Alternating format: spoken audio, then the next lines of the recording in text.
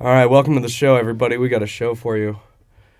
I'm Donald W. Moore. I started Get Off My Lawn Records. Before we get started, hit the thumbs up button, hit subscribe, leave a comment. Let me know that you're here and that you're checking it out. Thank you for watching. We should probably start out this show by explaining that you are sick. I'm very sick. So this week we're doing an interview with Steve Albini. Mm-hmm. For those of you who aren't aware of Steve Albini's work, he's made a bunch of records. And we try not to curse on this show, but I'm not going to tell Steve Albini not to curse, and I'm not going to censor him. So this one, earmuffs, kids. Yes.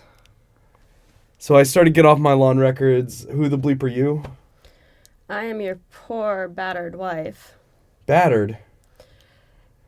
I have never laid a hand on you. No, you've never laid a hand on me. However, the fact that I have to deal with you when you're sick Yeah, I'm pretty miserable. probably qualifies me for some sort of combat pay. So buy some albums and we'll go on, buy some records, and that helps for her combat pay. So that's who the bleep we are. We normally do 7 sections, but we're gonna knock through our news and notes, our tids and bits. Yes. Our Do You Give a Bleep? And these are 5 news stories we do each week, really to generate search traffic, but And chances are Dawn doesn't actually give a bleep about any of them. that's pretty common. So what's our first story? Florence Henderson. Brady Bunch. Yes. Mom on the Brady Bunch died on Thursday at the age of 82 due to heart failure. 82. Yep. Wow. What else did she do? She did Brady Bunch, and what else? She got her start in the New York theater scene when she was just 19. Yeah. Played the lead in the Oklahoma touring show. See, I'm too sick, otherwise I would just start going, oh. I know. Yeah. You know, a lot of other... A fixture. Yes, definitely a fixture in the New York theater scene. Yeah. She was also the first woman to host The Tonight Show for the vacationing Johnny Carson. I thought that was interesting. Huh. Yeah. That's pretty cool. Yeah, we give a bleep. All right, what's Yes. next? Next. Gilmore Girls, A Year in the Life, debuted on Netflix on Friday. It is returned after, 8 or 9 years? So after you're done binge watching Fuller House, Yes. you can binge watch Gilmore Girls, because clearly we're out of original ideas with Netflix. We're just moving to remakes. Well, I heard they only released 4 90-minute episodes of the Gilmore Girls. Oh, so- really? Only 6 hours? Yep, only 6 hours. Only. 20 minutes an episode. That's the equivalent of a season of TV. Yeah. 6 hours. Well, good for them. I hope they do fine. Yes. Yeah. I don't give a bleep. Do you give a bleep? I never watched the Gilmore Girls to begin with, so no, I really don't. But It wasn't a bad show. It just wasn't my cup of tea. All right. What's next? next. On Friday, the Army Corps of Engineers said that water protectors fighting pipeline construction must vacate property near the Cannonball River in North Dakota by December 5th or face arrest. Where is my pitchfork and torch? The only way we're going to be able to even fix this is if we all go up there and make it where there's just no way to arrest all of us. This is out of control. Yeah, They're spraying them with water in North Dakota. in North Dakota winter. In North Dakota winter. And now, So- they're using the North Dakota winter as an excuse for why they can't stay in their encampment. Well, then they So- better cease construction immediately. If it's too cold to protest, it's too cold to build a pipeline. Somebody lost their arm. From a concussion grenade, wasn't it? Amy Goodman went up there. They just did a whole thing on it with Democracy Now! Because Thanksgiving week. Good optics, guys. Way to Yeah. go. And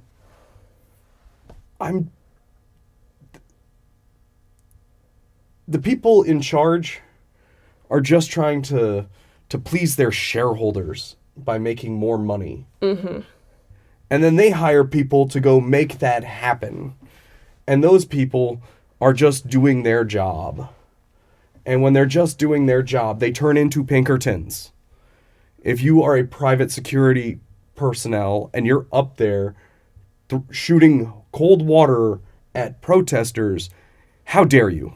They're not protesters. They're water protectors. I don't care what they are. They have a right to be there. It's their Yes. First Amendment right. I call them protesters because we have a First Amendment right to peaceful protest. I give a bleep. You give a bleep? I do give a bleep because But now they're gonna arrest everybody for trespassing. yeah, basically. How do we what can we do? Leave a comment. Let's figure out what we can do. Leave a comment on this video. Leave a link to something we can support. Let's figure out what we can do, because otherwise I'm just gonna grab a pitchfork and go. Right. And, the water protectors' concerns are completely valid. I mean, there's already a pipeline up there that leaked onto a farmer's field, was it like last year before? Yeah. That they still haven't cleaned up. And by the way, that land is just not usable now. Right. So, they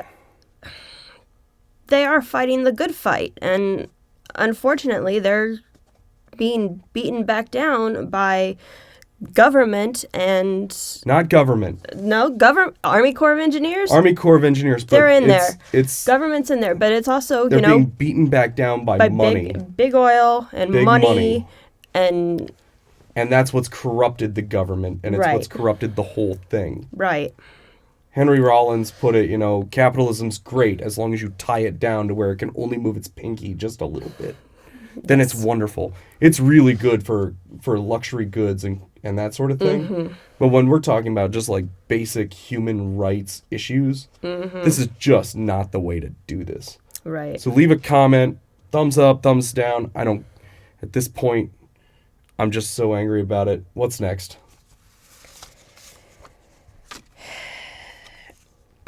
Early this morning, Fidel Castro's brother and successor, Raul, announced that Fidel had died at 9:29 p.m. on Friday. No cause of death was given. A 9-day mourning period has been declared in Cuba.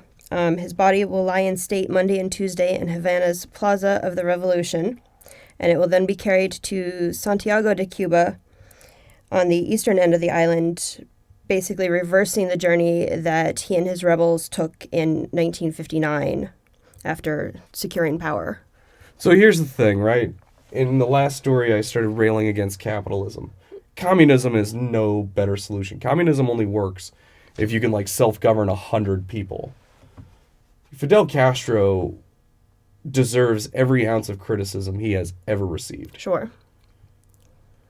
But he also did go overtake an equally corrupt government in the 50s. He was well-meaning, but the problem is that power consolidates, money consolidates, corrupts everything. I don't know how to fix it. But I don't give a bleep that Fidel Castro is gone. He already stepped down. True. But he is the figurehead in Cuba. Yeah, that's great. So, Great for Cuba. I don't give a bleep. What's next? next, November 29th, this Tuesday, is Giving Tuesday. Good. It's Giving Tuesday. It's the brainchild of New York City Cultural Center, 92nd Street Y, and the United Nations Foundation. It is the global day of giving, fueled by the power of social media and collaboration. Hashtag Giving Tuesday kicks off the charitable season when many focus on their holiday and end-of-year giving. They do that at end of year for the tax write-offs. Yes, they do. In case anybody needs any ideas. In case anybody needs any ideas, we have one. We have one specific one that we endorse. Okay. Period. You're not Okay. going into the list. Kenny Dorm's Backyard, Diverse Arts Culture Works. I'm going to put if I do this right, if you put up your right hand and point up, right hand, yeah. there should be a card there, or it's here. I don't know. Yeah, I don't know either. I have no idea, because we're looking at, sometimes these mirror, I can never tell. Okay. But there's going to be a card up there, and it's called a call to action. Diverse Arts Culture Works is a little tiny nonprofit run by one guy. He's got a team of people, but it's a small nonprofit.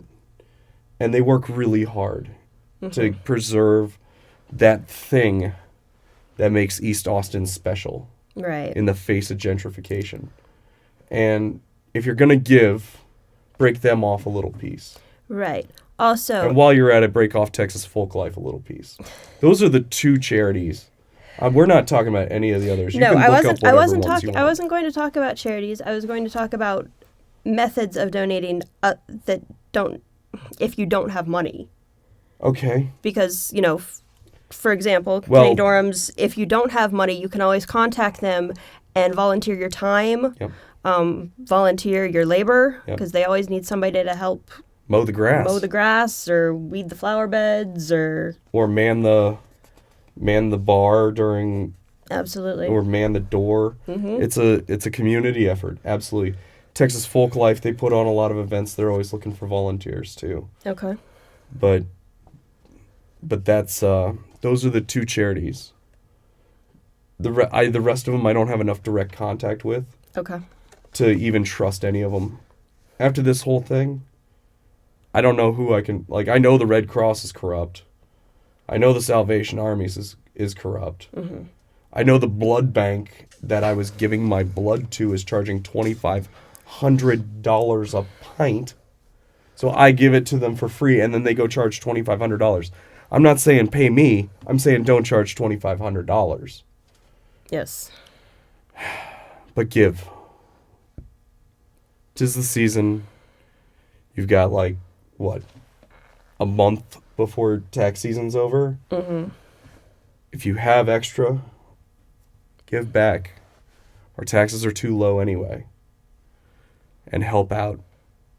And remember that if you can spare $1,000, if you can come up with $1,000 tomorrow, you are in the top 33% of Americans. If you can come up with $500 tomorrow, you're in the top half.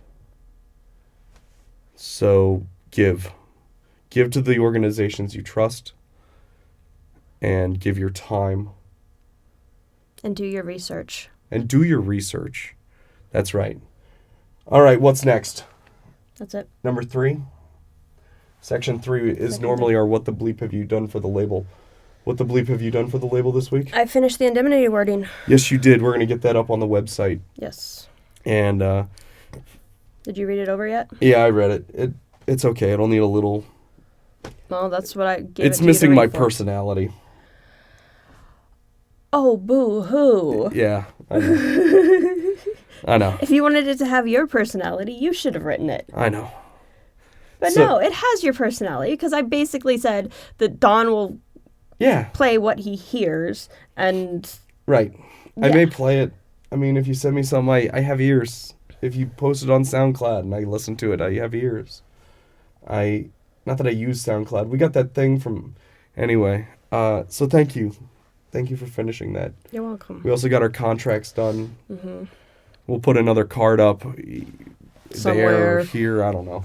Somewhere in the nebulous area above our heads. Where we walk everybody through the contract. We've put the contract language up on the website. Yes. So that's getoffmylawnrecords.com. We have stickers coming. Stickers. Yay. That's what I did this week. I designed stickers. Did you order them yet? No, the place was closed by the time okay. I got them designed. But we're going with a union shop. Good. It'll actually have a little proudly printed by union members. Good. And so we did that. I interviewed Steve Albini for this episode, Mm-hmm. which everybody who came here to see Steve Albini is just sick of me talking. Of course. So Even some that aren't. Or didn't. I love you too, dear. So I did that. We got another quarter of the album done. Yes. Um, Then I'm very, very glad this was a long weekend. yeah. And I got sick. And there's other stuff, but we'll talk about that. We'll talk about that later. Yes. So let's move on to the Steve Albini interview, and then after the interview we'll do our announcements, Mm-hmm. our goals, and a giveaway. So I had the pleasure, I reached out and I said, I don't suppose you'd like to come onto my little fledgling podcast. And he said yes. Yep. And how nice. He took an hour out of his day, Mm-hmm. and he's a busy guy. They had to reschedule, I think, at least once. But Yeah. it's been it when it's Steve Albini, you go, okay, absolutely. He took an hour out of our day. We talked about stuff I don't know that he's ever talked about on the record before, Okay. because he doesn't like he did a Reddit AMA I read beforehand. I read his Wikipedia page. I was familiar with his work somewhat, but man, he is just he works so much. It's actually hard to keep track of it all. Yes.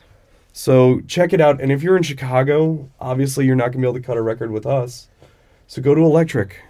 Go to Electric Audio and check them out. And he explains it in the video. He's reasonable for what he is. Yeah, right.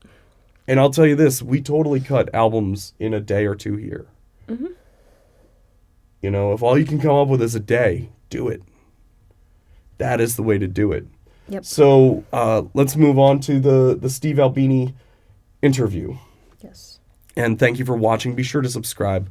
All right. Tear it up. So I have. Are you actually in Austin, Texas? Are you in a part near Austin, Texas? I'm about 15 minutes east of town.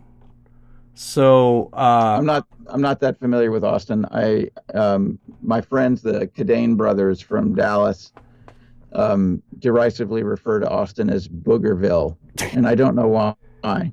It's partly because we're the allergy capital of the world. I'm actually terribly under the weather right now. If you have any allergies to cedar, you'll basically die in this town. Cool. Yeah.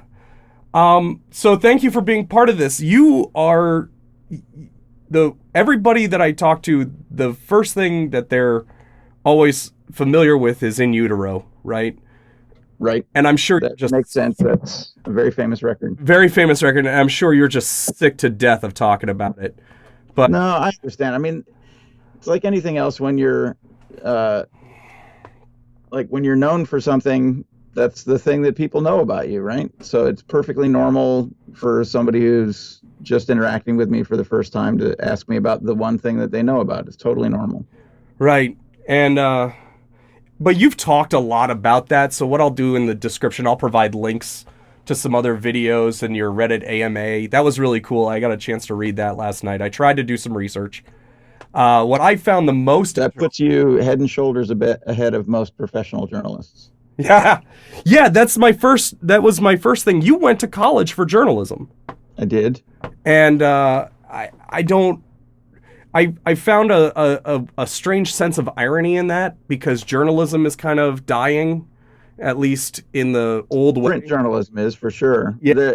There's a bit of a revival of it in like niche political markets. There's a really fantastic progressive magazine called Jacobin, and especially in the last election cycle and in the aftermath, the writing in Jacobin is just fantastic. It's nuanced, it's well researched. The correlating material and all the links and stuff are all very enlightening. It's not super argumentative. It's just very well reasoned writing, and it's the sort of stuff that used to be like you would find daily newspapers that had that kind of writing in them in the past, and that just doesn't exist anymore. Like there isn't the money to pay for staff writers to have that kind of commitment to argument and commitment to exposition. But people who are into that as a thing can now find a magazine or an online source or whatever, an online site or whatever, that is suited to them, and then because they're naturally inclined to write about something, they end up being really good at it, you know? Right. Like the best music writing that I've ever read, well, not ever, but that I've read in the last 20 years has probably been on like message boards and fan-driven websites where people have like a deep knowledge and appreciation of what they're writing about, and they're writing about it because it's super important to them. They're not writing about it because that was the assignment this week, which is the problem with most perfunctory music journalism. That's true, because I'm a fledgling label, and I'm the maniac who started a record label in 2016. I don't know if it was. It's not a bad time. Honestly, it's not a bad time to start a record label, because if you start something, it's organically going to be small. Yeah. Which is the right size for a record label in 2016. And we are small. Like a big, cumbersome record label with a large roster and a release schedule and contractual obligations and stuff, that kind of record label is doomed. Yeah. Right. But if you starting a record label now and you're just putting out a few things and keeping tabs on everything and keeping the expenses low, like this is actually a pretty good time, because a lot of the secondary expenses have been kind of taken out of the picture. Like, you don't really have to spend that much money on promotion or publicity.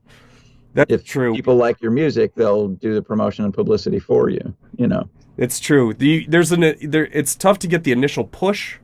Like Mixer Man, he wrote a whole book on how to get that on kind of that initial push. That was his Billionaire Apparent. He did it in a weird way, but once you get to organic shares, then it can totally take off for you.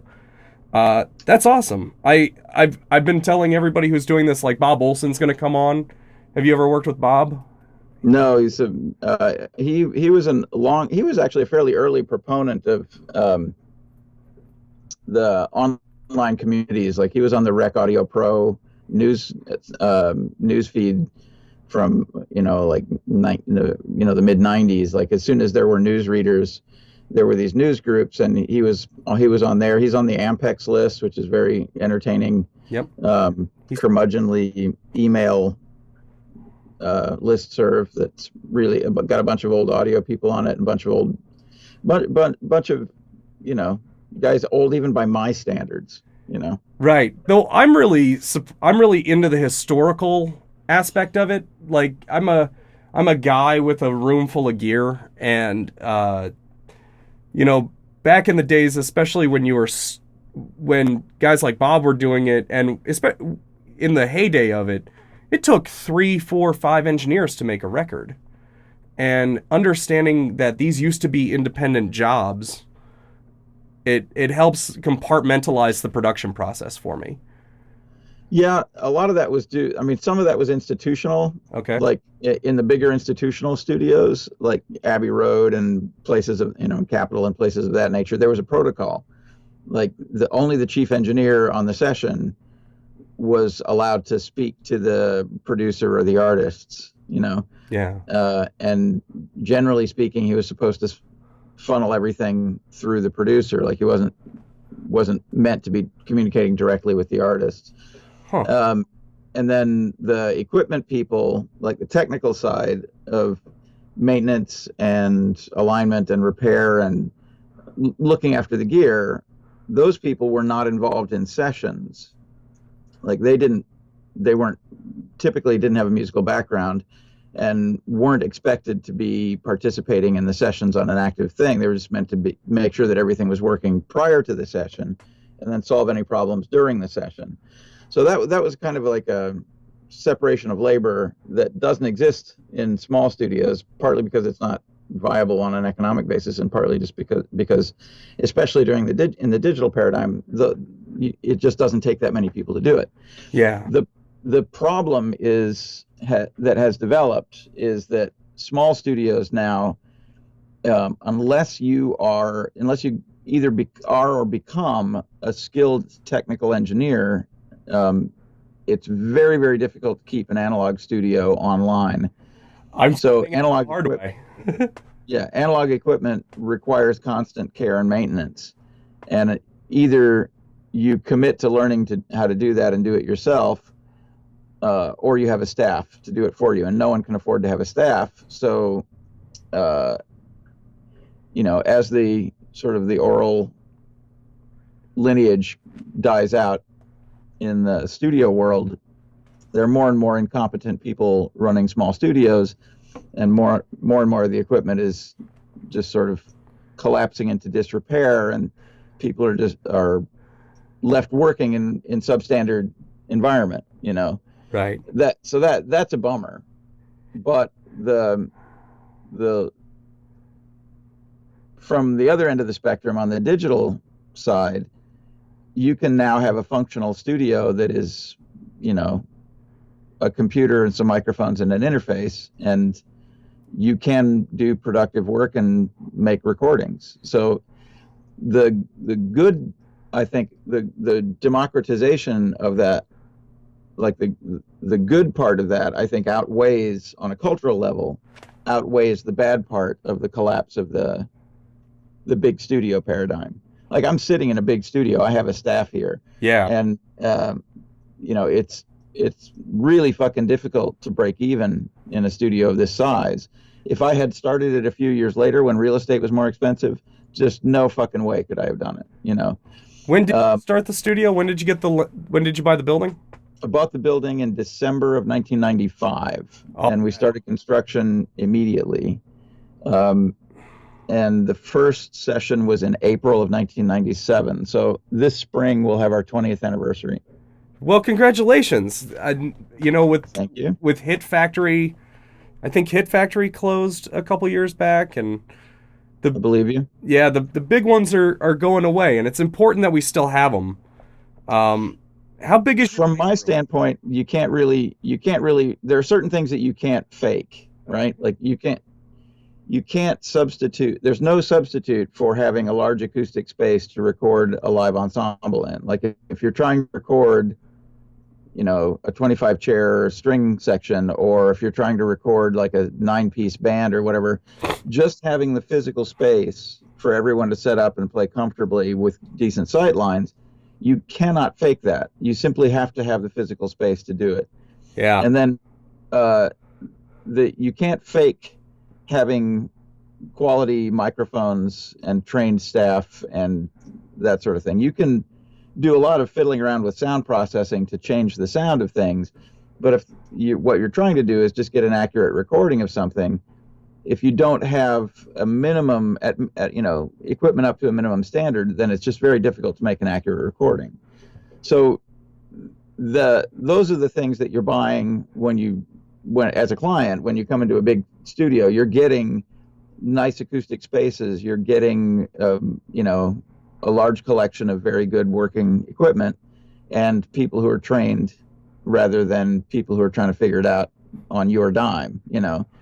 So, but the marginal benefit of that, you know, it's got to seem like that's not enough for most people. Like if you can do a record for free, right, on your laptop with your friend, or you can spend, you know, $1,000 a day in the studio, like, yeah, there's a really strong incentive to do it for free, right? Well, especially most bands that are even contemplating one or the other, they're lucky to sell 1,000 copies in a course of a year. So the economics of it argue very strongly for places like mine going out of business. You know, just the simple economics of, you know, having to raise the money to come into the studio, having to earn that money back somehow, and then the marginal cost difference of doing it in a slightly less professional environment. You know, the marginal cost is huge. Having said that, you know, the marginal cost doesn't imply that studios are being paid more now than they were 30 years ago. No. Studios are, in fact, being paid more on a dollar basis, being paid less now than they were 30 years ago. Like, when I first came to Chicago in 1980, there were maybe 10 professional Battleship class studios in the city. And to lock out a weekday session in one of those studios, like let's say you wanted to do a record, you wanted to book a week in one of those studios, you couldn't get out of it for less than $2,000 a day, something like that. Sure. Maybe $1,500 a day if you had a friend, you know, and then you would still have to pay the engineering staff and the producer and all that kind of stuff. But just getting into the studio was going to cost you a couple $1,000s a day if you wanted to work in a studio of this caliber, right? And we actually make less than that now for these studios, and that's that was back when you could buy a new Mustang for like $6,000 or something like that. Yeah. Yeah, that's well, and it's interesting because all of music has kind of gone that way. Like how much was a vinyl record in 1980? Because I was born in 83. I want to say there were $4.99 for domestic and like $6.99 or $7.99 for imported. Right. So like, yeah, $5, $6, $7 for an LP, $4 for an EP, buck and a half or $2 for a single. And it hasn't And really changed. It went up and then it came back down because I buy. well, vinyl records are.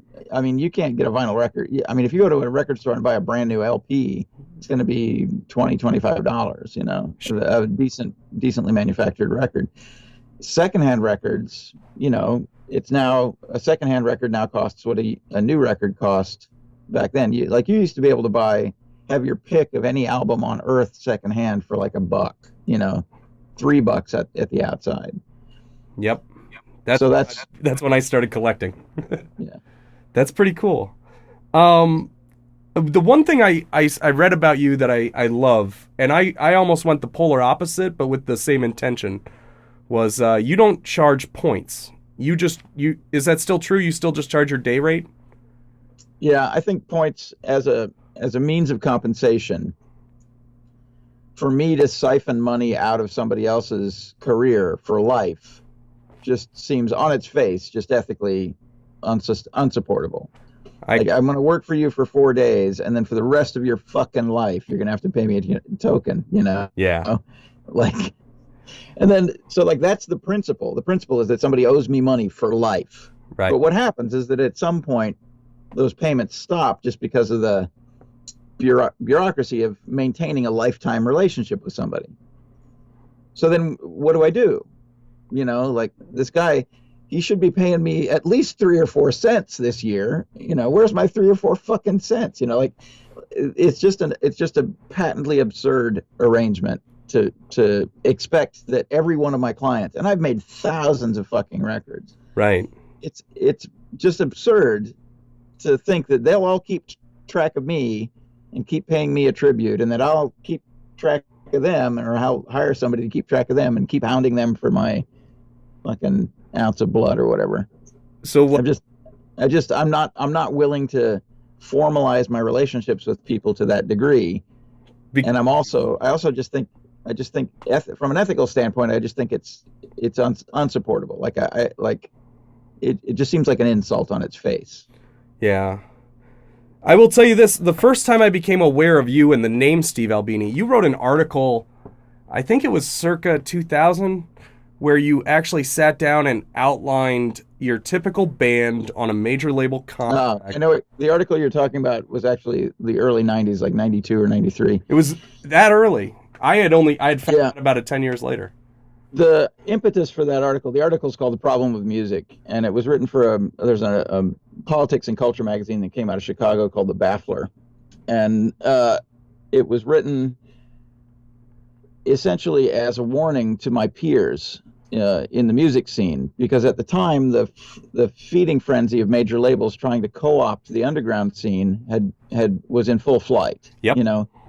And there were a lot of apparently attractive offers being made to bands in my peer group, my stratum of the music scene, bands who were functioning independently quite profitably and quite comfortably. There were a lot of overt gestures being made to try to, pick bands like that up and get them signed into the major label system. So I wrote this essay and went through the math just to explain that it's not in the band's best interest.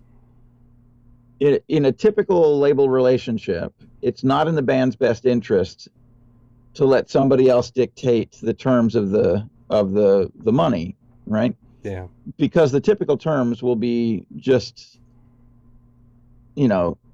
to an unfathomable degree stacked against the band. I say unfathomable because it's the only industry where you as a person would be responsible for all of the manufacturing costs of the thing that you're making before you get paid for having done it. It's the only industry that operates that way. and it's a racket. I mean, if you just look at it on its face, it's a fucking racket. You've got somebody paying other people with money that you then have to go earn, and he doesn't have to pay you because, according to him, you're still in the hole because he used your money to pay all these other people. Like, it's a fucking racket. Yeah. And I just wanted to wake up my peers to that reality. And the only way to do that is in a very long-winded fashion by making them step through the process. Right. And, what we're seeing now is that a lot of the bands that were in that old major label paradigm were, in finger quotes, successful and sold, 500,000 million records or whatever, but earned no money. Right. And now in their maturity, they're realizing that old system was so inefficient that they can now go on tour and sell a few records where they keep all the money, and they're just as profitable or more profitable than they were when they were in this sort of sharecropper arrangement. Yep.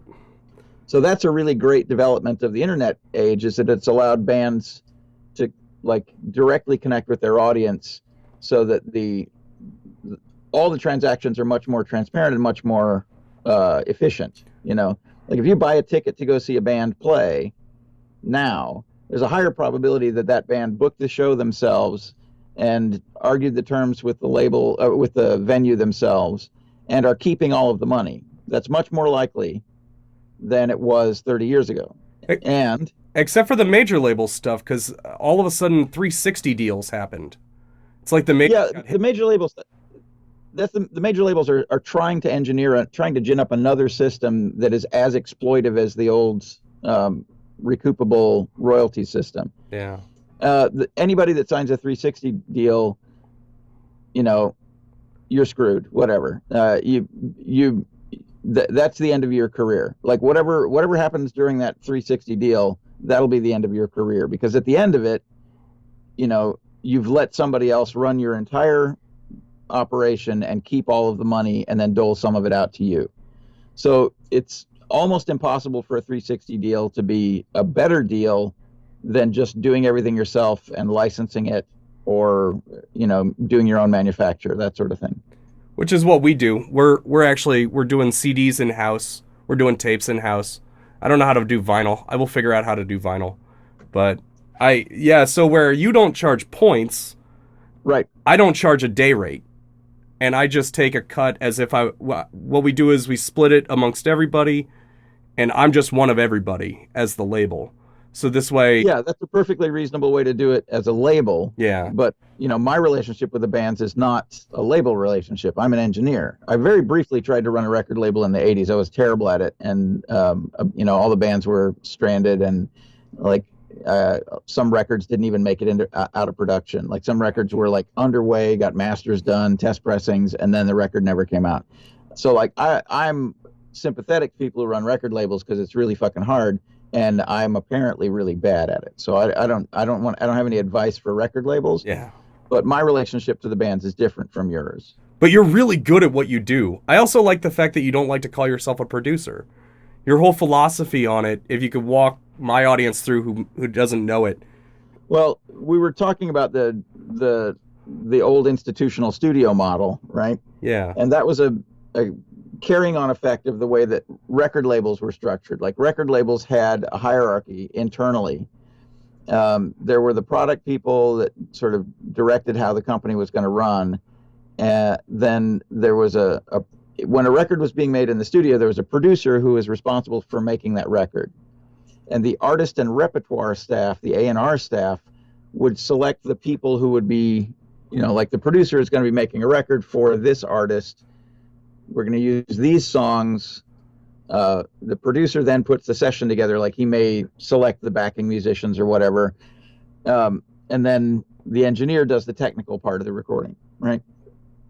So that was kind of the division of label in the vertical monopoly of the recording studio as part of record label, right?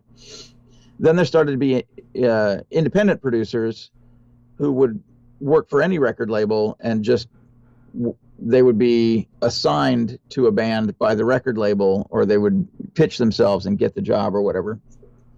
but they were still acting as the sort of director of the session. Right. Now, it was more important in that environment for the producer to have a good relationship with the artist, because presumably the artist could get him fired because he wasn't subordinate to him in the label paradigm, like in the business of the label, right?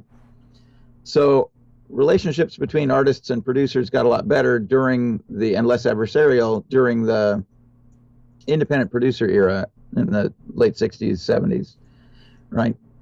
Sure. Then the notion of production started being adopted by engineers who were producing and engineering sessions on their own, but reserving the title of producer. And that was a development post the independent producer era. That's all that hip hop is. And then hip hop, the producers in a lot of cases are essentially the entire band. Yeah. You know, the producers are assembling tracks, sometimes using musicians, sometimes just using, you know, samples and studio stuff, record cuts, whatever. But the producer is essentially making the whole sound of the record, and the artist could be any artist in a lot of cases, sort of applied to a pre-existing backing track, right? And you all along the way, if you look at what any of those people who call themselves producer do, if you look at what they're doing in the studio, I don't do that. Right. Like a producer might say, you know, we should get some strings in here for the bridge, make the bridge a lot more saccharine, a little sweeter bridge, you know, maybe modulate the key change, maybe stick a key change in there, make it, you know, like Barry Manilow is big on that. Like every time the chorus comes around, one, you know, moves up a full tone. Like by the end of the song, it's like so exciting. We should maybe do that, right? And also, I'm thinking the whole guitar solo, just fuck off the whole guitar solo. Let's just keep it song, right? Like all this kind of producer sort of stuff. I would never dream of doing that. You know, like in every instance, the record that I'm working on, the actual producer of that record are the band's the people in the band. Right. Like I'll do a playback of a take and they'll be like, yeah, I don't know, I think maybe we could do it better. So they get to do it better, you know? Or they're listening to a playback and they're thinking, yeah, that sounds fine. And if I hear some irregularity, like there's a bit where it's kind of sloppy, I'll point out, yeah, there's this one bit here where it's kind of sloppy. And they'll say, yeah, that's fine. Then that's fine. You know, like they get to make all of the creative and all of the substantive decisions of the session they get to make, you know. Just stay out of the way of the art. I like that. I really take. Yeah. So when I started, I went to school for it, and that's kind of. When you say you went to school for running a record label or recording? Contemporary writing and production. So I really went to school to be like a jingle writer and a record producer in that model of what you talked about. And as I've done it, and I've worked on stuff, as I've done it, I've kind of come around to the way you think about it, which is, you know, we have our technical limitations. The tape will only run for so long, that sort of thing. I don't know if you got two of those studers. You could probably do continuous hour-long stuff. I can't. But then otherwise it's just stay out of the way, and if they want me to play on it, I'm happy to play on it, but ultimately I'm just trying to help them get their sound. The significant difference between that approach and mine is that you're training toward being like a jingle or commercial music person and a producer. Not anymore. In that sense, you would be expected to provide things like, you know, you'd be expected to come up with musical ideas. Like that would be what people were buying if they hired you, right? And that's what I did when I did it for others. A lot of vanity projects, and I wasn't able to really figure out how to break into the next tier of it. And I don't know, I wound up playing a lot. We're both musicians. You started on bass, or did you start on guitar? Yeah, when I was in high school, I was in a band. I played bass, and then I came to college in 1980. And I played bass in a couple of bands. I actually played bass primarily until I started Big Black. Big Black was in 1980, I think, 80 or 81. Yeah, and so the first album, that you made, and I thought Lungs. You Yeah. you overdubbed yourself entirely for Lungs. Is that actually true, or is that just Yeah, Wikipedia? I mean, well, when you say entirely, that makes it sound like a much more exciting process or than it was. I had a drum machine, and I would play along with the drum machine, and then I would add vocals, and then I would add another instrument, Right. and that was basically it. I had a 4-track at my disposal, and conveniently, I only wanted to do 4 things. So, What was the 4-track? I've got a Fostex 250 right here.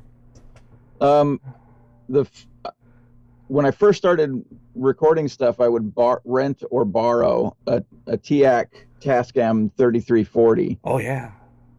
and those are terrific because they have all the controls of a professional tape machine, all the functions of a professional tape machine, just in a very small format. So you learn things about, like you learn how to align the tape machine, and you learn how to, like, you know, mind your input and output levels to maximize your headroom and minimize noise and all. Like, you learn all of the things that you need to learn to run an analog system, but it's in a very small, very manageable size. Yeah. But it was professional caliber, and it would take full size reels. So if you wanted to record for 30 minutes, you could. If you wanted to do like an album length or an EP length project, you wouldn't have to piece it together from a bunch of different things. Like, you could do it all as one session if you wanted. So yeah, I really, really enjoyed that process. That's sort of how I learned the mechanics of making a recording, was like being in bands and doing demos for those bands and my friends' bands, and sort of committing to a project in Big Black and learning how to do all the stuff associated with that. Well, my real question was, was that experience, did that lead you to this whole notion of, let's just get everybody in a room and capture everybody in a room kind of sound? Because that's kind of No, I mean, it wasn't a philosophical thing. Okay. It's just what transpired through my evolution as an engineer and my experience in the music scene is that as music got less stylized and more direct, like where the experience of music was more about seeing a band play live and less about buying records and listening to them on headphones, both for me and the rest of the music scene, then making an accurate recording of a band playing became more important than trying to like realize some abstracted vision of the music, right? And that's a very difficult skill. It's really difficult to do nothing. It's really difficult to make a clean, accurate recording of something, especially something that's several instruments playing simultaneously. So I just concentrated on that in order to make it easier on me and easier on the bands that I was working with. Okay. The budget constraints of underground and independent bands made a big difference. Like, if you're going to do something as an overdub process, it takes many times more time than it does to do it as a live band take. Right. So just the most efficient way for a band to make a recording is to get together and play your music. If you break it down into constituent parts and overdub stuff, perhaps there's a degree of control there that you wouldn't have otherwise, but you're spending a fucking fortune. And this is, bear in mind, this was during the era when studio costs relative to life costs, studio time was crazy expensive relative to just normal life. That's not so much the case anymore, but it's still worth it to do things efficiently. Right. So that's how my reliance on doing things as a live band, primarily live band takes. And I say primarily, but there are some people that I work on who do, like, they do piece things together or overdub stuff piece at a time. But the majority of the stuff that I do starts at least with a live band performance. By the end of it, there may be a shit ton of extra stuff, or some of that live band fundamental stuff may have been removed or replaced, but the initial recording at least is a live performance. It starts as that. So to change topics, I know I'm just kind of all over the place. I saw on your Reddit AMA there was one festival you liked and you dislike festivals in general. Can you explain? Yeah, I mean that was a couple of years ago. Okay. The specific festival that I was talking about was All Tomorrow's Parties. That was at the or ATP, and that festival really changed the festival game. And now there are a number of festivals that operate along similar model. That is a curated festival where the bands and the audience are treated with respect. Where the thing that was great about ATP was that it was done at a remote location where the bands and the audience were able to reside in like fairly comfortable living conditions. These holiday camps they have in England where they're basically like sort of little Soviet style apartment blocks, and the bands and the audience were all sort of commingled together in this living arrangement. So you would see the band that you had the band that you'd seen on stage, you would see them in the pub, or you would see them just milling around, or you could go to their chalet, as they're called, their little apartment, and hang out with them, or play cards with them, or drink wine with them, or whatever. So it was very communal, very cordial environment, very friendly environment. The ATP festivals. The business side of ATP has collapsed in a rather hideous fashion. Ugh. And so ATP as a festival doesn't exist anymore. But for anybody that was able to go to any of those ATP festivals, it was the fucking time of your life, Yeah, that sounds awesome. And ATP reinvigorated the festival scene and made it much less corporate and much less exploitive, because people knew that ATP was an option, right? So like the other festival organizers had to compete with ATP. They had to put on a better slate of artists. They had to treat people better. They had to they couldn't just put up a hurricane fence and turn people loose in a muddy field and that would call it a festival. Like that just wouldn't fly anymore. So since then, there a large number or a number of other festivals have begun operating on the ATP more along the lines of the ATP. That is, where the music on offer is curated, or at least it's thematic, and the people selecting the bands are doing a much better job making it worth your effort to go to one of these festivals. The conditions for the punters, the audiences, have gotten an awful lot better than they were in the 80s and the 90s. So, yeah, ATP really changed the game and then went broke. But having changed the game, things are quite a bit better on the festival scene now than they used to be. Okay. Now, the big cattle call type festivals, like fucking South by AC, Reading, South by Southwest is like a uniquely horrible thing. Like the South by Southwest is one of the most exploitive, one of the most absolutely unsupportable, unethical organizational things that has ever been allowed to flourish. It's like right up there with the Republican National Committee. It's like the fact that bands have to supplicate in order to apply to be considered to play at a fucking bar. That there is a fee to be told no, you're not good enough. Like that, all of that I find absolutely hideous. I've never been to South by Southwest as a musician or an audience member. There is no chance on earth that I would ever participate in that shit show. Absolutely. It's absolutely hideous. My sympathies are with any band that feels they are obliged to participate in that. I feel like they probably had somebody put a bug in their ear and tell them that it would be good for them. They, from a social standpoint, like if you're hanging out with other bands there, maybe you meet people that you'd like and all that kind of stuff. But as a thing, South by Southwest is fucking cancer. Absolutely. Well, so from the bands I know in town, and the funny thing is, all those bars, I'll be playing the week after, and they'll pay me a little something for it.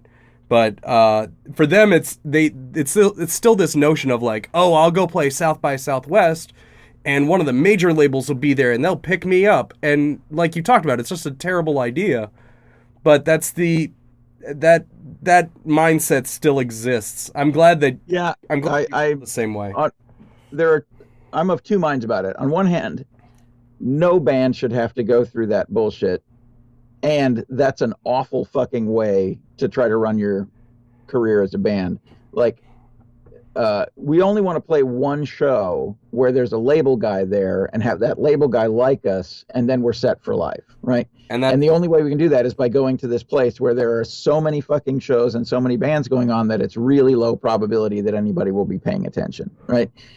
I feel my sympathy is with anybody that puts himself through that, because they think that's the way it should be done. And the label guys, they already know who they're going to see before they even show up. And they're going to see the bands that are already doing the other things. So right. Now that you'll get discovered is silly. Right, but the brass ring there is a relationship with a big record label. Yeah. And if you recall the beginning of our conversation, I don't think that brass ring is worth that much. So the whole thing is it's like based on the fictitious premise that you'll be better off if you get involved in this like big exploitive industrial version of what you're doing anyway. If you're in a band, you're already in a fucking band. Being in a band is awesome. It is. You know, like playing shows is fantastic. Touring is amazing. If you're in a band and in a position to go to South by Southwest and do that, you're already doing it. You've already got all of that, right? Going. And I just, I find the whole thing reprehensible. Yeah. My wife had a question for you. I like this question a lot. She's also on the podcast. It's early in the morning. She didn't want to put on makeup. What characteristics do the artists you are willing to work with again share? And my response was, Steve will just work with anybody, but there's one key characteristic. Okay. And that is that they have contacted me by telephone or email. That's great.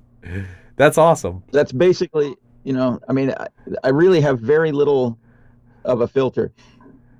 Having said that, like over the years, there maybe been a handful of people whose records I've declined to work on. Either like really problematic people. Yeah. Like people, in the throes of a drug addiction, or people who are like a known terror for one reason or another. Like I have either discreetly or overtly gotten myself out of some of those situations. But generally speaking, if you want me to work on your record, you think I'll do a good job on your record, and you go through the effort of contacting me, and you have time to wait for a schedule to open up, then generally speaking, I'm happy to work on your record. This is what I do for a living. And you're pretty good at it. I mean, it's rare that a barber shop opens and then the barber, like, when somebody walks in, he says, "No, I don't want to cut your hair." It's just it's almost rude to like form opinions about people that way. Like, yeah, I know. You talked about me being in Big Black. Like, when I was in that band in the early 1980s, like all of my friends' bands were these like really noisy, messy punk rock bands. And the climate in the recording studio culture was not supportive of music like that, right? So if those bands had to wait for somebody who liked them to come along, they'd wait. Then none of those records would have been made, and some of those records like changed my fucking life, right? Yeah. So now there's something nice about working on music that you instinctively like and appreciate, right? Yeah. But I'm rooting for everybody, and I bust my ass to the same degree for everybody that bothers to get in touch with me and say, "You want to work on our record?" Like, it's not like I work harder on something for a big record label than I do for some smaller unknown band. I mean, chances are the smaller unknown band, I'm going to be more sympathetic to them because I know that they don't have any other options, Right. Like, we're something of a bargain, considering all the economic stuff that we've been talking about. Like, this studio is a bargain, and I'm a bargain as a professional. So I know that if I decline to work on a session, that puts the band in a weird spot. Like, they're either going to have to spend a lot more money, or they're going to have to take a pretty significant step down in quality, like of the environment and of the technical aspects of the session. And to cassette.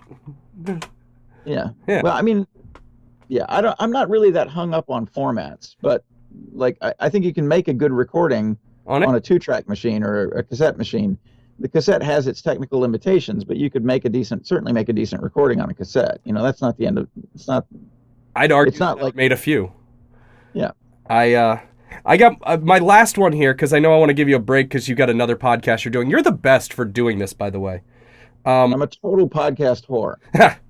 You, The word is going to get out in the podcast community that I rarely say no, and then I will totally gonna get edit data that out. myself. So you don't get. Do you want me to edit that out? I don't care. Okay. My last one because I am a jazz musician and you don't like jazz. Is it the improvising? Because punk rock. No, improvising's great. Okay. Like the only jazz that's ever really like the only jazz music that I like is ensemble music where the people playing together like have a really good rapport, and so they're listening to and interacting with each other in a clever way. There are some like composed jazz pieces that are just interesting music, Sure. like Raymond Scott stuff. His big band stuff is just super, super clever. Like the way all the parts fit together, and it just sounds like this, this really beautifully intricate machine operating. And then I'm a big fan of the notion of improv and improvised music, and some moments of improvisation have been really thrilling. You have to wade through an awful lot of bullshit to get to those moments, but those moments are really exciting. Yeah, they are. But yeah, I mean, when I say I hate jazz, what I mean is that I hate jazz. It's terrible music. It's vain. It's people just biding their time, waiting for their moment. The ensembles are all sort of put together ad hoc because all of the musicians have such profound ego that they can't subjugate themselves to a group identity. So they just carry on in their in their situation until opportunities arise for them, and then they'll latch onto those opportunities, and then at the first indication that they're not the most important person in the room, well, then they're off again. And I'm generalizing, obviously. No, you've just because all jazz musicians are the same, but there's a lack of a cooperative element to jazz music. It seems like they're cooperating, but they're not. Yeah. There's this individual aspect to it where it's rare for a jazz performing ensemble to stay together for years. Yeah. Yeah. My band has been together for 20 years, same 3 guys. We play the same 3 instruments. We've committed to a set of ideas, and we are exploring those ideas, right? Awesome. Well, that's my nice of you to say, but that's not why. That's not the point. The 20 years the of point is that jazz is by its nature, it's based on dabbling, like people doing little things for a little while, and then doing another little riding on the culture that supports that, and the fact that jazz is so heavily subsidized, you have there's this sort of on-call jazz gigs where oh yeah, there's going to be an opening, we want to have a jazz band, so let's just get some dudes in, this is going to be you have to wear a suit for this one, and you just show up and play the fake book and people drink cocktails around you. There's nobody that says, yeah, we're going to have an opening, so we wanted to get a thrash metal band, or we wanted to get a punk band, just sort of thrashing metal in the background or punking in the background. That kind of subsidy just doesn't exist. That kind of baseline level of bullshit occupation doesn't exist. There are universities that have jazz music programs. Yep. Right?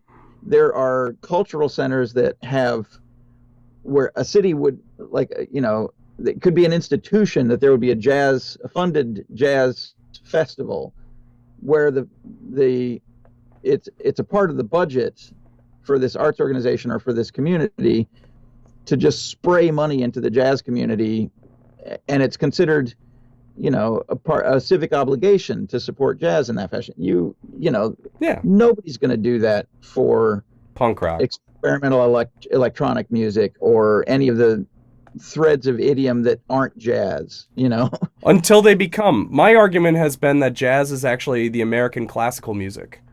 And that's why we have colleges for it, and that's why it's so institutionalized. I fight it all the time. Sure. Steve, it's... and I understand, like, some people just aesthetically, they like jazz music. I don't have any qualms with that. But the music to me is not just the sound. The music to me is everything that goes into it, Absolutely. And the ego on display in jazz music is I just find insufferable, and the vanity of, like, every person in the ensemble just waiting for their moment for them to get to do their thing.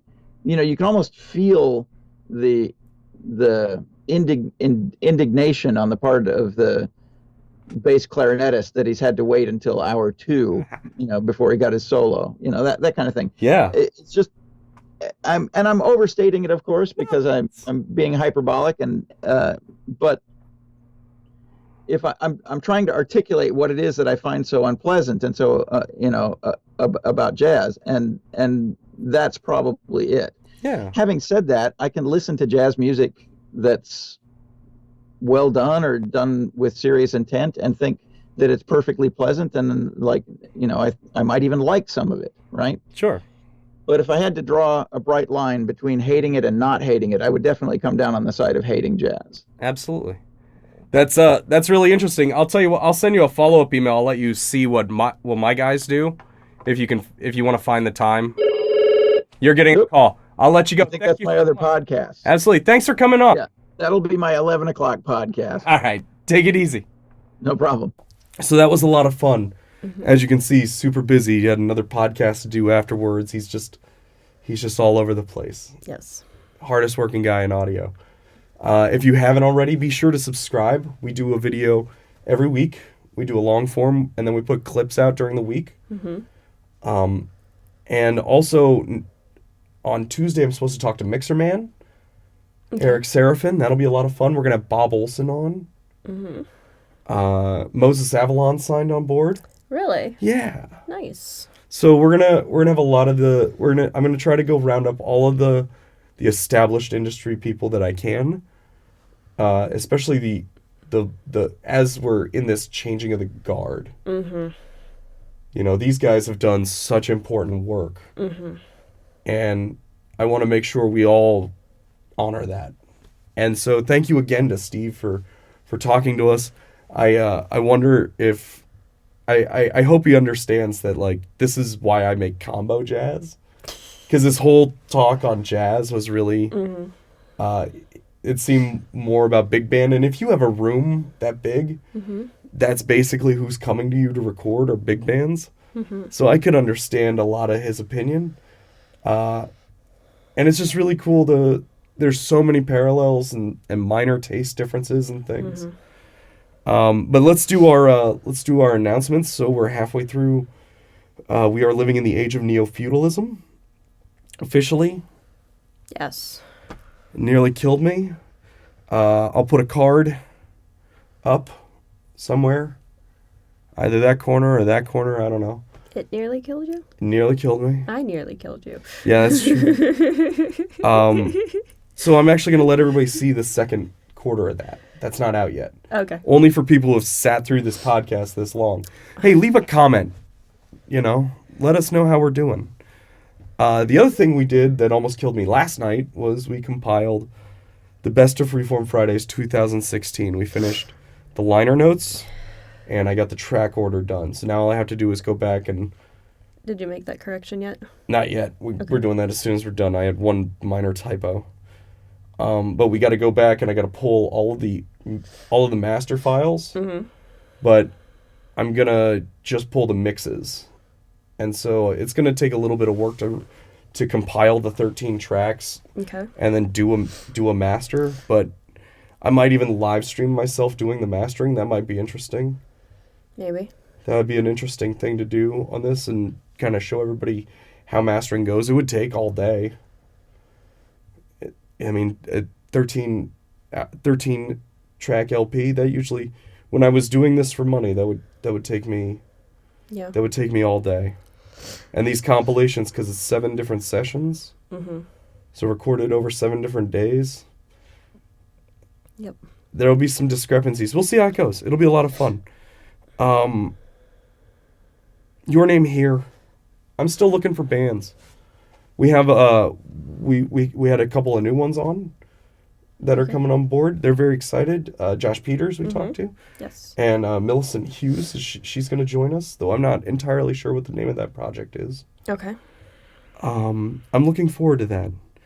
So, if you know any interesting bands that are in Austin, I'm not doing P&D deals. I want to cut them.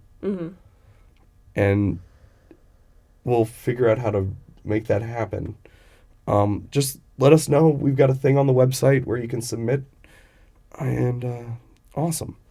So what's next? Our shout-outs, right? Shout-outs. What are your 3 shout-outs? Well, first shout-out is to Grandpa Bill. Yeah. Is it today or yesterday? Or Today is something? his birthday. Today's his birthday. Though we record on Saturday, we publish on Sunday. So yesterday was his birthday. So happy birthday to him. I think he turned 89 Did he? or 90. God, I don't know. He's killing it. I called him. Yeah, how's he doing? I talked to him a few days ago. He said he's been having some health issues. Yeah. But the one thing that always gets him is I always remind him, hey, go do something, even if it's wrong. He thinks he taught that to me, and it's where I get this unending drive to just work is him. So, yeah, absolutely. Grandpa Bill. You'll need to call Grandpa him today. Yes, after we're done. Yep. While I'm transferring or rendering. What's your second shout-out? Second and third shout-outs are going to be to the Clorox Company and SC Johnson, who make the cleaning products I am going to use to clean my house this weekend. Because it is just covered with my germs. Yes. I really am under the weather. That's why we don't have any guests. Like, we had Steve remotely, but normally we have guests in the room and we do a different format. Yeah. It's bad enough you're going to get me sick. You're already coughing. We don't need to subject anybody else to that. Yeah. I have 3. The first is Electric Outcast. I was watching Hal Sparks this morning. Oh, yeah? And he's got a small business. It's Small Business Saturday. Oh, is that what it is? Yeah, so go buy. Like, you're watching this on Sunday, but if you didn't go buy something from a small business yesterday, go buy something from a small business.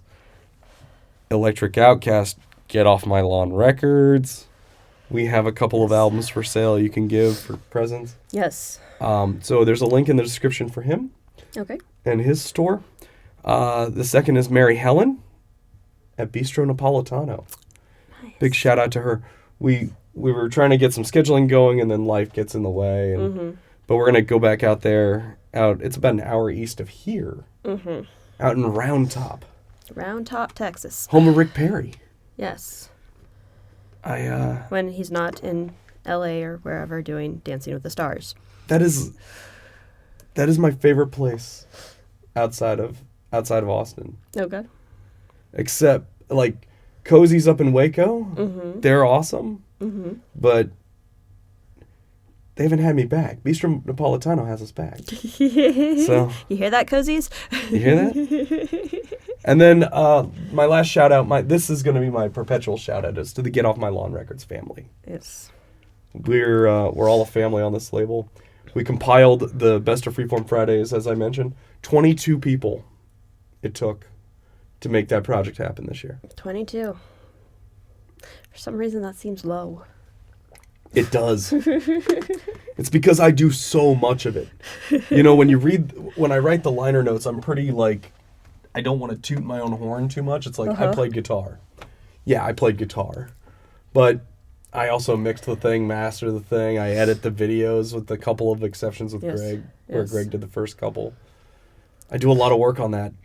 And so it seems like it should be more because if I had the money to bring on more people, I totally would. But Yep.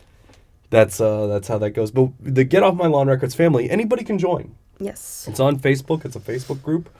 I try to post exclusive content, and like they'll see this podcast long before I make it public on YouTube. Mm-hmm. So if you want the early access, that's all you do. It's an open group. I do moderate it, so if you're like making hate speech or Right. harassing people, you're not. I don't want you as my customer, but it's really for people who help collaborate on this project, and also just the diehard fans, the people who just really want to check this stuff out as it comes out. And also it's a great way because I don't post there often, like no more than once a day. I don't want to bombard people's news feeds, but it is a good way to ensure that you get a notification when something new is out. Yes. So those are our shout outs. And our last section is everybody gets a trophy. Mm-hmm. I want to give Steve Albini the trophy for helping out the little guy. Okay. You know, this is a guy who I know a lot of our recurring listeners and viewers, they're not familiar with him. Right. But